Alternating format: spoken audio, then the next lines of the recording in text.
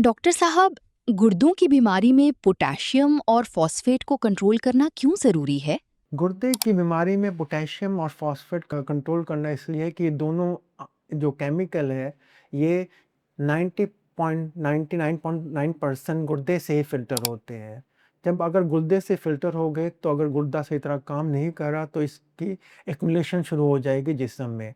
जैसे पोटेशियम है, पोटेशियम रोज़मर्रा के खाने में बहुत ज़्यादा होता है, ख़ासतौर में सिट्रस फ्रूट, आलू, टमाटर में। तो जब आपका गुर्दा कमज़ोर होना शुरू हो जाए तो ये फ़िल्टर की वजह से ये बॉडी में एक्युमुलेट होना शुरू हो जाता है। जब पोटेशियम एक हद से ज़्यादा हो जाए तो उसकी वजह से बहुत से मसले हो सकते हैं, जैसे पट्टों की कमज़ोरी, उल्टियाँ आना, वीकनेस महसूस होना और कभी-कभी बहुत ज़्यादा हो जाए तो दिल की धड़कन भी बहुत डेंजरस तक कम कर सकता है, जिसकी वजह से आपको जान का खतरा भी हो सकता है। इसलिए गुर्दे के मरीज़ों को हम पोटेशियम इनटेक या पोटेशियम डाइट कम लेने को कहते हैं। इसी तरह फ़ॉस्फेट है वो भी 100% 99.9% गुर्दे से ही फ़िल्टर होता है। जब आपका गुर्दा कमज़ोर होता है तो फ़ॉस्फेट आपके जिस्म में एक्युमुलेट होना शुरू हो जाता है। जब फ़ॉस्फेट ज़्यादा होता है तो कैल्शियम और फ़ॉस्फेट वहन भाई है, जिसका डिसबैलेंस हो जाता है, जिसकी वजह से आपकी हड्डियों से कैल्शियम बाहर निकल आना शुरू हो जाता है।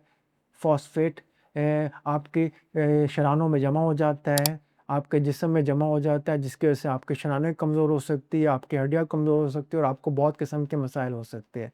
इसी वजह से गुर्दे के मरीज़ों को हम phosphate rich diet, potassium rich diet से इज्तनाब करने को कहते हैं, क्योंकि इसकी वजह से जो मसले होते हैं उसको सँभालना, उसको ट्रीट करना मुश्किल हो जाता है और कभी-कभी जान का खतरा या प्रॉब्लम बहुत ज़्यादा हो सकती है। तो जिनको भी गुर्दे का मसला है वो high rich phosphate diet, high rich potassium diet से इज्तनाब करें। इससे आपकी सेहत बेहतर रहेगी और आपके गुर्दे पे भी बोझ कम पड़ेगा, जिसकी वजह से आपका गुर्दा भी सेहतयाब रहेगा।